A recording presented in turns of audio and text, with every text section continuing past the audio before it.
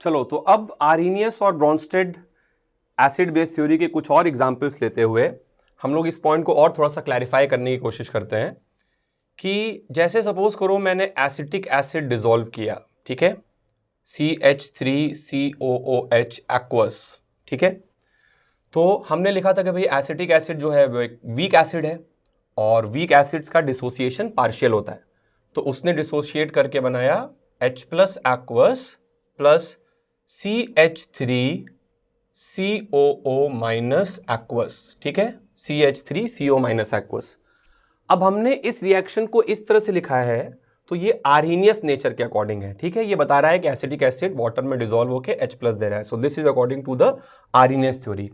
अगर सपोज करो हम इस रिएक्शन का इक्विलिब्रियम कांस्टेंट लिखने की कोशिश करें, so the equilibrium constant will be the concentration of H plus at equilibrium into the concentration of CH3CO minus at equilibrium divided by the concentration of CH3COOH at equilibrium, ठीक है, at equilibrium at equilibrium at equilibrium.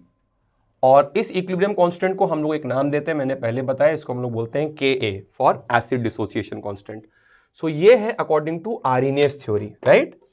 अगर इसी को हम इस तरह से लिख दें कि CH3COOH एक्वस, क्योंकि वो H प्लस एक्वस जो है हमें मालूम है कि वाटर में वो हाइड्रेट हो जाता है, तो CH3COH aqueous plus H2O goes to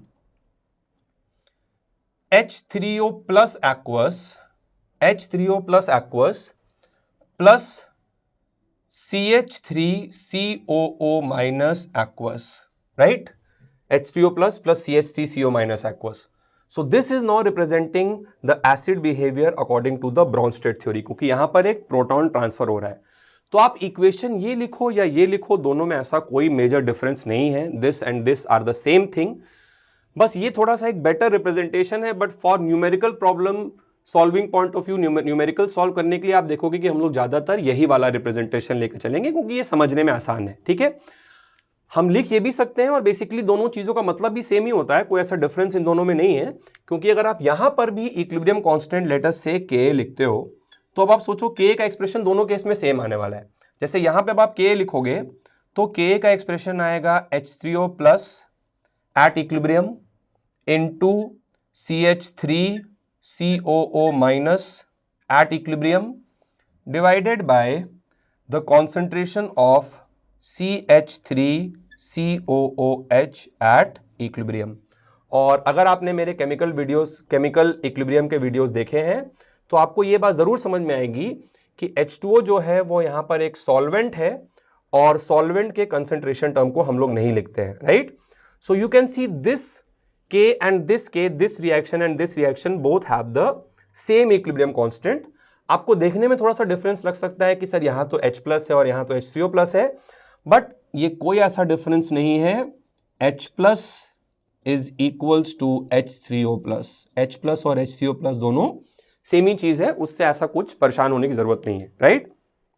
now there is another very important concept in the Bronsted theory, and that is the concept of conjugate acid and base। now if you see कि अगर ये वाली reaction forward direction में shift करे, ये equilibrium अगर forward shift करे, तो एसिटिक एसिड जो है वो H प्लस डोनेट करने का काम कर रहा है। तो एसिटिक एसिड H प्लस इसको डोनेट कर रहा है, ट्रांसफर कर रहा है, तो ये हो गया द ब्रॉन्स्टेड एसिड। और H2O ने एक H प्लस एक्सेप्ट किया तो इसने H3O प्लस बनाया, तो ये हो गया the Brønsted base, right. And suppose if this same reaction equilibrium shifts in the backward direction, तो H3O प्लस ने क्या काम किया कि अब इस इक्विलिब्रियम को उल्टे डायरेक्शन में पढ़ो, बैकवर्ड डायरेक्शन में इस रिएक्शन को सोचो, तो H3O प्लस ने एक H प्लस ट्रांसफर कर दिया इसको, CH3CO माइनस को, तो H3O प्लस से एक H प्लस इसमें गया, तो अब यहां पर H3O प्लस जो है वो किसकी तरह काम कर रहा है, it is acting as an acid, क्योंकि ये कन्वर्ट हो गया H2O में, और CH3CO माइनस एक H प्लस एक्सेप्ट करके किस में कन्वर्ट हो गया, CH3COH में। So this is acting as a base, H plus acceptor, right. And now if you compare these two species and if you compare if you compare, let's say, these two species, right? तो इन दोनों को देखो, एक जगह acid लिखा है, एक जगह बेस लिखा है, एक जगह एसिड लिखा है, एक जगह बेस लिखा है, और इन स्पीशीज में जो डिफरेंस है वो सिर्फ और सिर्फ एक H+ का डिफरेंस है. सो सच acid base species which differ just by an H+ are called the conjugate acid base pairs. This is a very important definition from exam point of view. That is the definition of the conjugate acid base pair. Conjugate acid base pair, right? What are conjugate acid base pairs? Conjugate acid base pairs are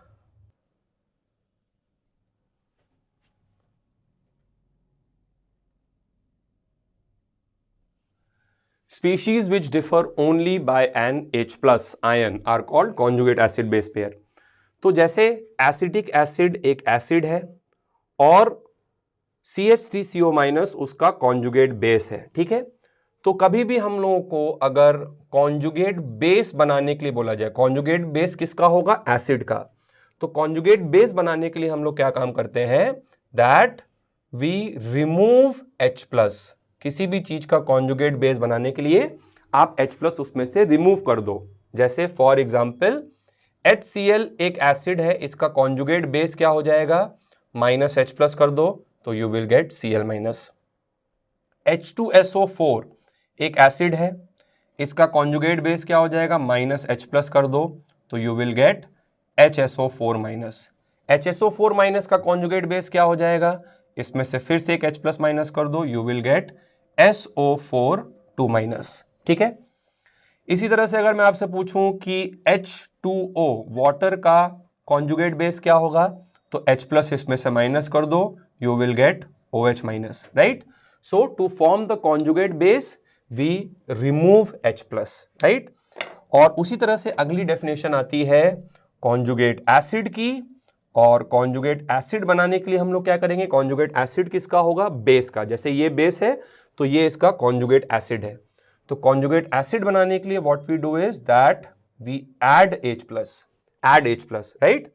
so for example let's say मैं आपसे पूछूं कि ammonia का conjugate acid क्या होगा, तो ammonia का conjugate acid बनाने के लिए H+ जोड़ो, तो H+ जोड़ोगे तो you will gate NH4+. Okay? मैं आपसे पूछूं पानी का H2O का कॉन्जुगेट एसिड क्या होगा, तो आप इसमें H+ ऐड करोगे and you will get H3O+. मैं आपसे पूछूं हाइड्रोक्सिल आयन का OH- का कॉन्जुगेट एसिड क्या होगा, तो आप इसमें H+ जोड़ोगे and you will get H2O. Okay? So this is the definition of the conjugate acid base pair. ठीक है? कॉन्जुगेट बेस बनाने के लिए we have to remove H+, और कॉन्जुगेट एसिड बनाने के लिए we have to add H+. So this is one very important concept which you need to keep in mind. और इस पे एग्जाम्स में क्वेश्चन भी जो है वो काफी फ्रीक्वेंटली पूछे जाते हैं.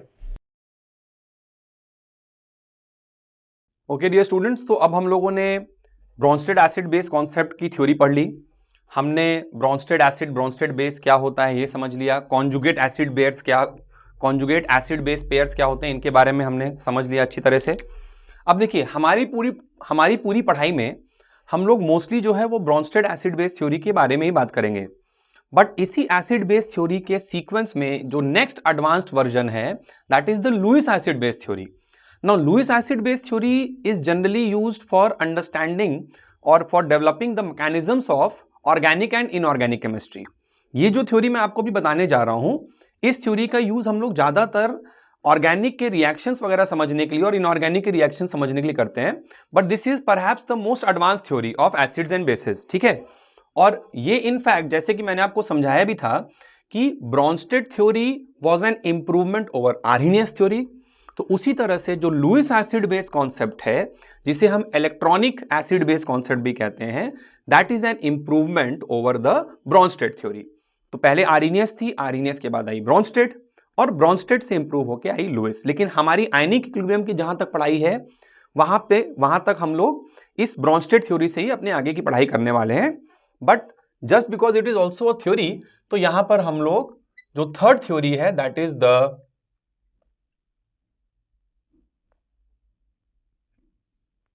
एसिड बेस थ्योरी, उसके बारे में भी हम लोग यहां पर बात कर सकते हैं, राइट नाउ। अब सबसे पहले मैं आपको याद दिलाना चाहूंगा कि एक ब्रॉन्स्टेड बेस क्या होता था।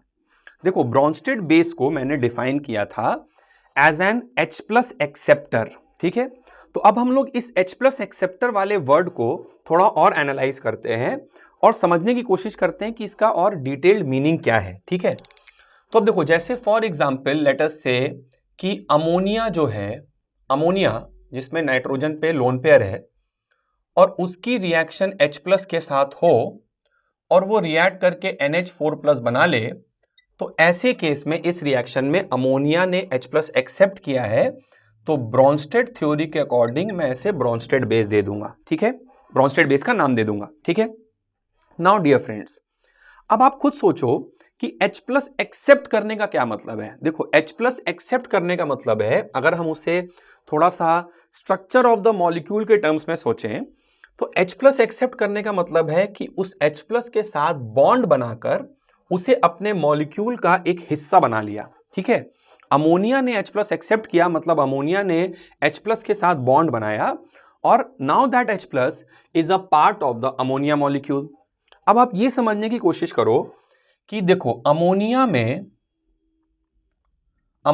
नाइट्रोजन के पास एक लोन पेयर है, ठीक है, और H प्लस जो है उसके पास तो कोई इलेक्ट्रॉन नहीं है भाई। H प्लस तो हाइड्रोजन एटम में से एक इलेक्ट्रॉन निकल गया तो H प्लस बना, तो H प्लस के पास तो कोई भी इलेक्ट्रॉन नहीं है।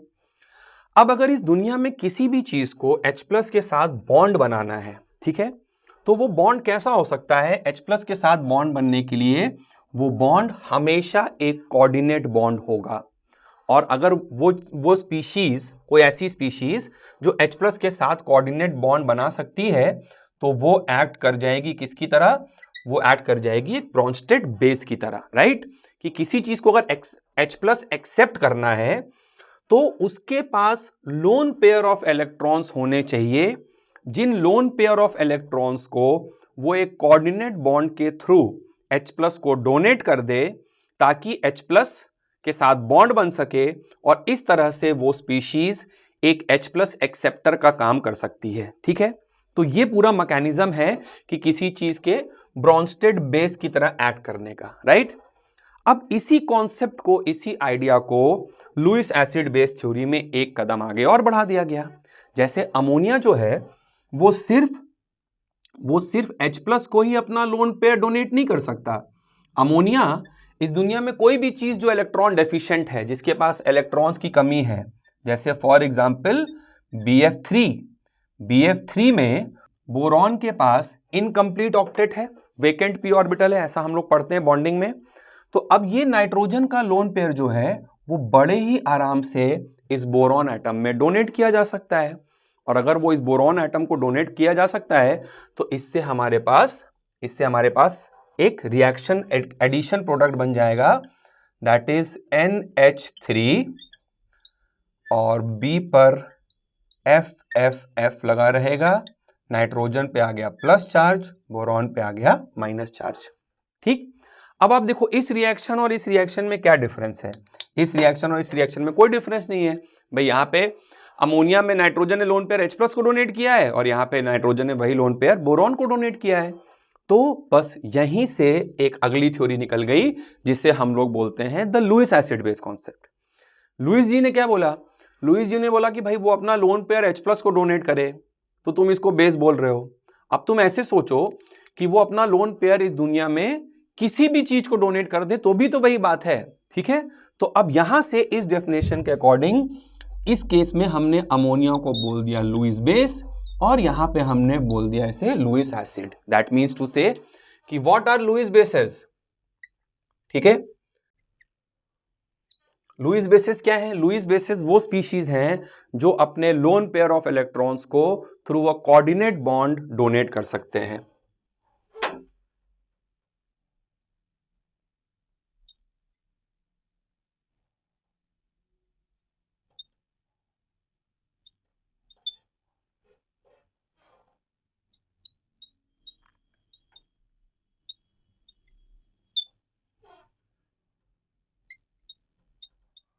The molecules which can donate their lone pair of electrons through a coordinate bond are called Lewis bases. तो आज से जो भी loan pair of electron donors हैं उनको हम लोग लुईस बेसेस बोल सकते हैं। जैसे जब आप इनऑर्गेनिक में कोऑर्डिनेशन कंपाउंड्स का चैप्टर पढ़ोगे तो वहां पे कुछ एक वर्ड आएगा, कुछ चीजों के बारे में बात होगी जिनको बोला जाता है लीगेंड्स।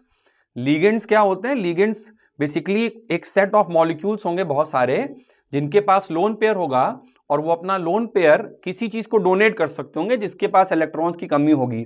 तो ऐसे जितने भी लीगेंड्स आप इनऑर्गेनिक में पढ़ोगे वो सारे के सारे लीगेंड्स जो हैं they are Lewis bases because they can donate their lone pair of electrons through a coordinate bond.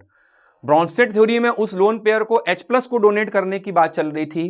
Lewis theory में उस लोन पेयर को दुनिया में किसी भी चीज को डोनेट करने की बात चल रही है and that is why the Lewis acid base theory is also called as the electronic theory, क्योंकि ये इलेक्ट्रॉन्स के टर्म्स में बात कर रही है। ठीक है, तो जो भी लोन पेयर डोनर्स हैं दुनिया में किसी भी चीज को अपना लोन पेयर डोनेट कर सकें थ्रू अ कोऑर्डिनेट बॉन्ड, उनको हम लुईस बेस बोल सकते हैं आज से। ठीक है, और यहां से हमें ये रिलेशन भी समझ में आना चाहिए कि all Bronsted bases are Lewis bases as well, क्योंकि ब्रॉन्स्टेड बेस में उस लोन पेयर को H+ को डोनेट की बात करने की चल रही है और लुईस बेस में दुनिया में किसी भी चीज को डोनेट करने की बात चल रही है। ठीक है, तो इसलिए Bronsted base is a subset of Lewis base. जैसे यहां पर अमोनिया एक ब्रॉन्स्टेड बेस है तो ऑब्वियसली लुईस बेस भी है, क्योंकि उसने H+ को एक्सेप्ट किया होगा तो अपना लोन पेयर डोनेट करके उसने H+ को एक्सेप्ट किया होगा। Okay, and then my dear friends, what would be our Lewis acids? फिर हम लुईस एसिड्स किन्हें बोलेंगे? लुईस एसिड्स कौन हो जाएंगे भाई? अगर कोई एक लोन पेयर डोनेट कर रहा है थ्रू अ कोऑर्डिनेट बॉन्ड तो ऑब्वियस सी बात है कोई एक लोन पेयर एक्सेप्टर भी तो होगा ना, है ना, कोई उसको एक्सेप्ट भी कर रहा होगा। तो वो चीज जो इस लोन पेयर ऑफ इलेक्ट्रॉन्स को एक्सेप्ट कर रही है जो इस कोऑर्डिनेट बॉन्ड के थ्रू, वो लुईस एसिड है। लुईस एसिड कौन होने चाहिए? जिनकी इलेक्ट्रॉन डेफिशिएंसी हो, जिनकी इनकम्प्लीट ऑक्टेट हो, जिनका ऑक्टेट कंप्लीट नहीं है, उन्हें हम लुईस एसिड्स बोलेंगे, है ना।